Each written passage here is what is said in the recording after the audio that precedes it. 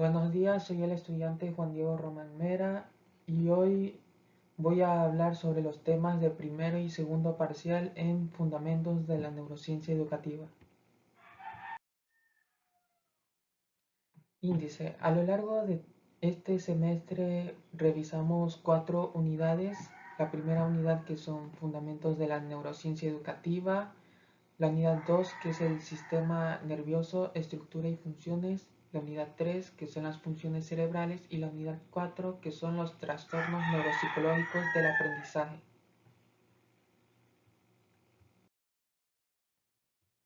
Introducción. La neurociencia es un aspecto vital de la pedagogía que un docente desarrolle su metodología de enseñanza comprendiendo el funcionamiento y desarrollo de su mente a lo largo de la infancia y adolescencia. Por esto, el portafolio se basa en diferentes tareas realizadas en esta materia, donde aprendí temas como la estructura y funciones del sistema nervioso y los trastornos neuropsicológicos del aprendizaje. Una de las claves de la neurociencia educativa es comprender las bases neuropsicopedagógicas para aplicarlas en los procesos educativos. Neurociencia y su relevancia en la educación. Para este tema se realizó un esquema gráfico que es este que se ve en pantalla, en donde se resume que desde los inicios de la medicina se ha estudiado el desarrollo del cerebro, conllevando al descubrimiento de las neuronas. A partir de ahí, la neurociencia se ha expandido hacia ámbitos en los que el desarrollo cerebral es vital, incluyendo la educación. Para aprender, los estudiantes tienen que querer aprender para que la mente opere de óptima forma. Se necesita de cierta voluntad mental hacia esa tarea y por ello debemos respetar su interés, su curiosidad y sus ganas de aprender. En este trabajo se revisó toda la historia de la neurociencia desde el papiro de Edwin Smith hasta las teorías de Gardner acerca de las diversas inteligencias. Desarrollo humano y aprendizaje, genética y medio ambiente. Desde una perspectiva genética, solo puede ser aprendido aquello que genera una emoción, lo que significaría que el modelaje neuronal estaría reservado a la educación a través de las emociones. En cambio, desde la perspectiva ambiental, el docente conoce y entiende las características del sistema nervioso y a su vez relaciona esta información con el comportamiento y actitudes de sus alumnos. Para este tema se realizó un cuadro comparativo en donde se revisa los aspectos genéticos, ambientales y la plasticidad cerebral, que es el tema que veremos a continuación. Plasticidad cerebral. Sir Ken Robinson plantea la necesidad de crear un sistema educativo que nutra en vez de socavar la creatividad. En otras palabras, enfatiza que la educación debe cerrar aquella brecha aún vigente en esas prácticas rutinarias, esquematizadas o estandarizadas que caracterizan a la enseñanza tradicional, para pasar a un modelo de educación basada en la potencialización de la innovación y la transformación del entorno a partir de la estimulación de la creatividad, la curiosidad y la imaginación ejercidas por estudiantes y docentes. Factores de la neuroplasticidad. Para este tema se realizó un ensayo en donde se resume que el cerebro es un órgano plástico. La plasticidad cerebral permite, a través de un entrenamiento mental adecuado, que nuestro perfil emocional pueda cambiar de forma positiva nuestra vida. La atención. La atención resulta un mecanismo imprescindible porque la capacidad de nuestro cerebro para procesar la información sensorial entrante es limitada. Y por último aspecto tenemos la dopamina. En la práctica educativa los docentes hemos de saber activar este sistema de gratificación de la dopamina con conductas o gestos agradables. Unidad 2. En esta unidad se revisa el sistema nervioso central y el neurodesarrollo de las diversas áreas para el aprendizaje. En esta unidad se realizó una serie de dibujos que indican los hemisferios cerebrales, los lóbulos cerebrales, la neurona y sus partes. Los hemisferios cerebrales se dividen en dos partes que son el hemisferio izquierdo y el hemisferio derecho. El izquierdo es el que domina a la mayoría de las personas y se encarga de las funciones racionales como la capacidad de análisis, la escritura, la lectura y las operaciones matemáticas, mientras que el hemisferio derecho se encarga de la expresión no verbal y la interpretación de imágenes, como puede ser la capacidad de expresar emociones o también la propia percepción del ambiente.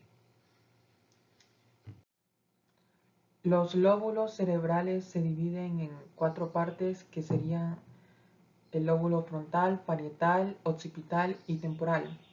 El frontal es el que se encarga del racionamiento, los movimientos corporales, las emociones, la atención y el lenguaje. El lóbulo parietal se encarga del tacto, el gusto, el olfato, la presión y la temperatura. El occipital se encarga de la visión y por último el temporal es quien se encarga de la audición, la memoria y el aprendizaje. Y por último estarían las neuronas y sus partes como las dendritas, el cuerpo, el cono axónico, el núcleo, la vaina de mielina, el nódulo de Rambier y los botones sinápticos. Para el tema de la cognición y el lenguaje, emociones y los procesos perceptivos y motricidad, se realizó una serie de exposiciones a través de las alteraciones visuales, olfativas, gustativas, táctiles y auditivas. Para este caso nos centraremos más en las visuales y auditivas. Alteraciones visuales. La visión es uno de los sistemas sensoriales que intervienen en el proceso cognitivo de un niño. Por eso, si se presenta alguna alteración, es importante analizar el grado de pérdida y el momento en el que se va presentando el trastorno. Entre las ayudas técnicas que puede ir recibiendo están lentes, telelupa, proyectores de diapositivas y libros en macrotipos. Las alteraciones auditivas se van presentando en diferentes formas. De hecho, para esta clase de trastornos habría que ir analizando el grado de pérdida auditiva, la edad de la pérdida auditiva, las causas de la sordera, presencia o ausencia de otras deficiencias, educación temprana recibida y un ambiente lingüístico y modo de comunicación. Como tratamiento se puede considerar como una ayuda técnica las prótesis auditivas que pueden consistir en audífonos, equipos de frecuencia modulada, sistemas vibrotáctiles u otras tecnologías de ese tipo. Unidad 3. Funciones cerebrales vitales. Para esta unidad, ya entrados en el segundo parcial, comenzamos analizando un ensayo de Ana Campos en donde mi respuesta personal fue: con respecto al artículo de Ana Campos, página 6, párrafo 2, línea 1, el cerebro es el único órgano del cuerpo humano que tiene la capacidad de aprender y a la vez enseñarse a sí mismo. En mi opinión, se refiere a que a través del cerebro el ser humano tiene la capacidad de aprender y razonar lógica y moralmente más allá de lo establecido, sin dejar de lado que, debido a su conexión con el sistema nervioso, el cerebro es capaz de controlar el movimiento muscular y los reflejos, lo cual lo convierte en uno de los órganos más vitales del cuerpo. Tipos de atención y tipos de memoria. Para este tema se realizó una serie de exposiciones de solo 2 miembros cada grupo, en donde básicamente se resume que la memoria es una función cognitiva que nos permite registrar, almacenar y utilizar cualquier tipo de información. Los principales tipos de memoria son memoria sensorial, memoria a corto plazo, memoria a largo plazo y memoria retrógrada. Memoria sensorial. En ella la información permanece el tiempo necesario para ser identificada y poder procesarla después. Tiene una duración muy breve. Memoria a corto plazo. es el recuerdo de material de forma inmediatamente posterior a su presentación. Una vez que se ha seleccionado una información en la memoria sensorial, pasa a un almacén que se conoce como memoria a corto plazo u operativa. Es la capacidad de realizar tareas que implican a la vez el almacenamiento y la manipulación de información. Memoria a largo plazo. Es el recuerdo de información tras un intervalo en que la atención de la persona se centra en aspectos distintos del objetivo. Tiene gran capacidad y permite que la información se almacene de forma duradera.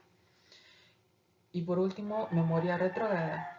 Esta diferencia se utiliza al hacer referencia a los recuerdos en relación al momento de codificación respecto a alguna lesión cerebral. También hay que añadir los tipos de atención, que son tres. Primero, la atención activa y voluntaria. Es aquella que se orienta y proyecta sobre algún objeto con un fin práctico o por curiosidad. Siempre se responde a algún tipo de motivación. Por último, está la atención activa e involuntaria, que es a consecuencia de una percepción, aunque el sujeto no suele ser consciente de ella. Y también cabe añadir la atención pasiva, que es aquella atención atraída sin esfuerzo. Por ejemplo, aquella atención causada por algún ruido del exterior o anómalo. Unidad 4. Trastornos neuropsicológicos del lenguaje. Para este tema se realizó un ensayo en donde la idea principal es que los trastornos neuropsicológicos del lenguaje son alteraciones de la comunicación que se manifiestan desde la infancia y que llevan diversos síntomas en sus movimientos motores o sus capacidades de habla y lenguaje no verbal. Los trastornos más conocidos serían la dislexia, disgrafia, discalculia y el trastorno de aprendizaje no verbal. Expertos en psicología y neurociencia mantienen opiniones diversas acerca de las causas de estos trastornos y las consecuencias de estos dentro del ambiente educativo y social de un individuo. Pero es claro que con el tiempo se ha convertido en un tema esencial para la pedagogía, donde se desarrollan métodos educativos que se adhieran a la información conocida de estos trastornos.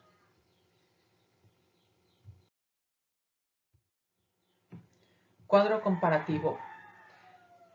Aquí básicamente se hizo un cuadro comparativo en donde se trata el tema anterior de los trastornos neuropsicológicos del aprendizaje, pero se profundiza incluso en otros trastornos también igual de explorados, como el trastorno de déficit de atención e hiperactividad o TDAH, trastorno de espectro autista o TEA y el síndrome de Asperger.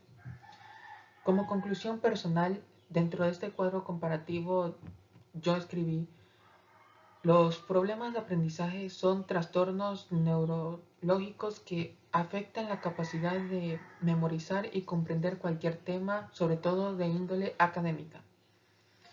Como docente, si me encontrara con una persona con TEA, desarrollaría una metodología de enseñanza basada en la involucración profunda del estudiante en actividades con otros niños que puedan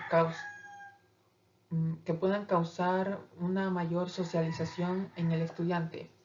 Desarrollaría una metodología de enseñanza basada en la involucración profunda del estudiante en actividades con otros niños con el objetivo de que socialice. Además, como persona, me acercaría a él y le permitiría que cuente sus intereses a los demás estudiantes.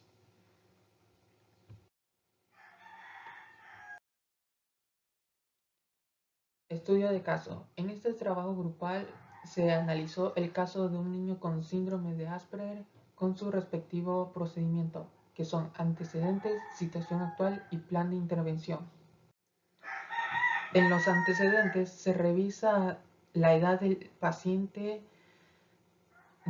la situación educativa de sus padres, la situación económica, el nivel educativo del estudiante, los primeros síntomas que él comenzó a presentar. En la situación actual se revisa cómo es que se buscó un diagnóstico, también los diferentes métodos para que el estudiante de este caso tuviera su diagnóstico de Asperger, como puede ser la entrevista con el especialista, y en el plan de intervención se revisa los métodos por los cuales los expertos en salud y también los docentes han ido tratando el trastorno del estudiante para que éste pueda continuar con sus estudios académicos. Reflexión. Bajo un enfoque educativo, la neurociencia es un elemento que me puede ayudar a entender el desarrollo mental y emocional de los alumnos, lo cual me permitirá desarrollar métodos de enseñanza y aprendizaje que me relacione con ellos mientras cumplo con los fundamentos de mi modelo curricular. Por otro lado, también me permitirá identificar casos de trastornos de aprendizajes en algunos estudiantes, por lo cual tendría que intervenir con ellos con una metodología de enseñanza centrada en sus dificultades motrices, cognitivas o sociales. Proyección. A través de los conocimientos adquiridos en esta materia a lo largo del semestre, espero en el futuro tener una mayor comprensión de la manera en la cual un joven se desenvuelve socialmente con los demás estudiantes desde una perspectiva neurocientífica, lo que puede formar una relación entre docente y alumno mediante una metodología educativa acorde a su nivel de aprendizaje, incluyendo los elementos necesarios para desarrollar las habilidades académicas de los estudiantes con trastorno de aprendizaje. Gracias por su atención.